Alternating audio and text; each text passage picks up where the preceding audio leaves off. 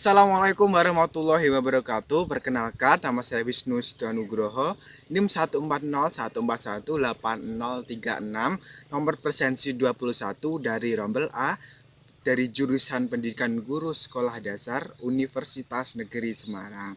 Nah, halo, apa kabar semuanya untuk Ibu dosen, Ibu Kurnia, selaku dosen mata kuliah Psikologi Pendidikan. Semoga senantiasa diberi kesehatan ya Ibu.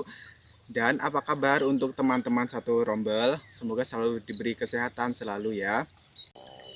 Hai semuanya, bagaimana kabarnya? Halo, semoga kabarnya baik semua ya, diberi kesehatan dari virus corona ini. Kalian harus menjaga kesehatan dari tubuh kalian maupun lingkungan sekitar kalian.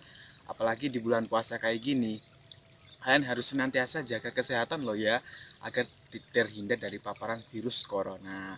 Nah, selain itu, apabila kalian bosan di rumah, kalian bisa berkunjung ke tempat-tempat yang sepi tapi suasananya indah.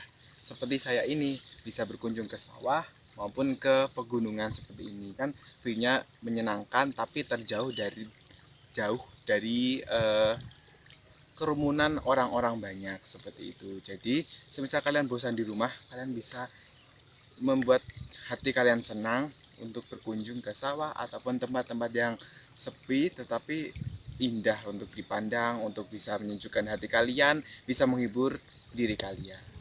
Nah, dan jangan lupa tentunya kalian harus pakai masker ya kemanapun, seperti saya nih, maupun tidak ke tempat yang kerumunan maupun tempat yang sepi yang indah seperti ini, tapi kalian harus tetap membawa masker ya untuk menjaga atau kalian lebih safety.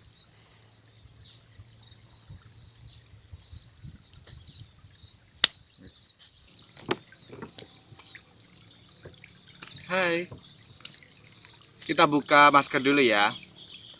Ya, di sini saya akan memaparkan atau menjelaskan tentang materi pendidikan atau pentingnya pendidikan moral maupun sosial untuk anak SD. Nah, di sini untuk pendidikan sosial atau perkembangan sosial itu untuk siswa SD itu diterima dalam lingkungan keluarga, lingkungan sekolah maupun lingkungan masyarakat. Begitu pula untuk perkembangan moral itu kan juga diterima oleh siswa ataupun anak didik. Itu yang pertama dari keluarga, yang kedua dari sekolahan maupun lingkungan sekitar maupun lingkungan luas. Nah, yang saya mau perjelas dulu untuk pendidikan sosial atau perkembangan sosial yang diterima siswa itu yang pertama dari keluarga. Nah, di situ perkembangan sosial diterima oleh siswa itu pertama dari keluarga, yaitu dia menerima atau mampu berkembang dan berinteraksi dengan keluarga bersama saudaranya maupun bapak ibunya. Yang kedua itu dari sekolah maupun lingkungan kelas maupun lingkungan sekolah. Di situ siswa akan menerima atau saling belajar berinteraksi dengan teman sebaya maupun dari berinteraksi dalam kegiatan pembelajaran ya. Terus yang kedua, yang ketiga itu diterima dalam lingkungan masyarakat. Di situ siswa akan mendapatkan materi ataupun pendidikan maupun saling berinteraksi dengan tetangga sekitar, lingkungan sekitar maupun teman-teman sekitarnya. Di situ yang sangat berpengaruh itu yaitu terutama itu lingkungan masyarakat. Di situ siswa akan menerima ataupun interaksi yang sangat hebat itu diterima dalam lingkungan masyarakat. Seperti itu, saat berpengaruh dalam pergaulannya. Dan yang kedua yaitu saya akan memaparkan tentang perkembangan lingkungan moral itu dalam didik siswa.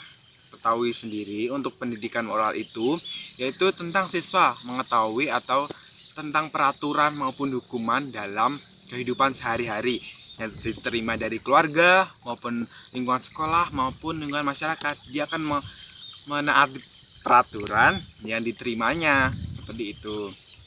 Nah, untuk pendidikan moral itu yang pertama juga diterima dari keluarga yaitu dan sekolah. Setelah itu juga masyarakat. Seperti itu ya, tidak jauh lebih beda maupun saling berkaitan antara pendidikan sosial maupun pendidikan moral. Ya, jadi untuk pendidikan moral maupun pendidikan sosial itu perkembangannya itu saling berkaitan ya, dari antara perkembangan sosial maupun moral. Nah, di sini untuk keluarga maupun guru itu harus melatih atau memberikan bekal untuk kepada anak didiknya maupun anaknya itu sendiri. Yang pertama itu melatih untuk kejujuran. Di sini kan kejujuran itu penting sekali dan harus ditanamkan sejak dini. Yang kedua itu harus menanamkan jiwa tanggung jawab untuk peserta didik maupun anaknya atau anak kalian ya. Jadi itu memang penting untuk menerapkan tentang tanggung jawab, karena kan setiap keadaan maupun kegiatan itu harus disertai tanggung jawab. Yang kedua itu harus melatih atau memberikan bekal kepada anak didik itu tentang berpikir lebih jauh ke depan. Nah, di sini untuk adik-adik ataupun peserta didik harus dibekali untuk berpikir jauh ke depan, untuk cita-cita ke depan lebih baik, lebih cemerlang. Jadi untuk kedepannya itu anak tuh tidak berpergaulan yang tidak benar. Jadi untuk guru maupun orang tua itu harus membekali yang lebih baik lagi. Yang kedua itu tentang kedisiplinan. Nah, untuk kedisiplinan kan lebih juga penting sekali untuk anak-anak, terutama untuk berangkat sekolah maupun disiplin untuk di lingkungan keluarganya. Yang kedua itu adalah kerjasama. Di sini untuk kerjasama sangat sering ditanamkan oleh setiap guru maupun keluarga ya, untuk kerjasama saling membantu orang tua. Yang kedua itu kerjasama dalam bekerja kelompok dalam lingkungan pembelajaran sekolah. Yang kedua yaitu tentang keadilan. Di sini untuk keadilan bisa ditanamkan dalam lingkungan sekolah maupun keluarga, yaitu contohnya dalam keadilan saat pembelajaran, yaitu dalam pembelajaran itu harus sama rata, yaitu dalam memberikan pembelajaran untuk yang anak rata-rata pintar maupun tidak, jadi harus semua itu rata. Nah, dalam hal tersebut siswa itu akan menerima atau mendapatkan suatu keadilan yang tertentu. Selanjutnya itu tentang kepedulian. Nah, di sini tuh kepedulian untuk lingkungan keluarga bisa dibekali dengan kepedulian. Untuk contohnya dalam kegiatan bermasyarakat itu juga bisa ditanamkan dari setiap keluarga. Yang kedua yaitu kepedulian kepada teman. Contohnya dalam lingkungan sekolah itu tentang kalau temannya saat yang ada yang sakit kita bisa menjenguknya, yaitu tentang kepedulian. Nah, seperti itu ya.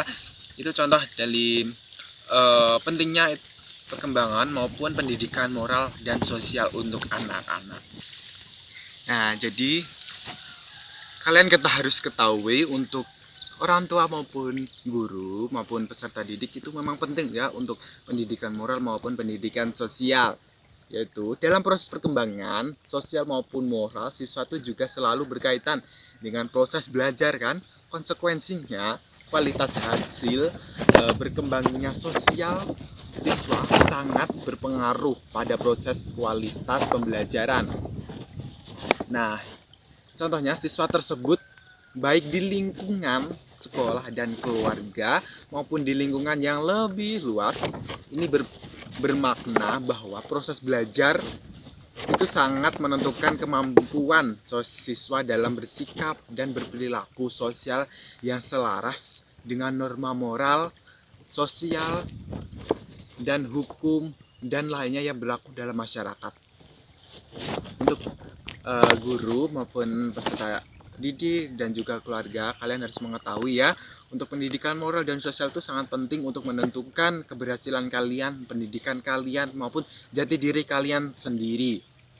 Kalian harus ketahui, maka pendidikan sosial itu harus kalian tanamkan sejak dini. Untuk guru harus mengetahui maupun keluarga kalian harus mengetahui juga ya.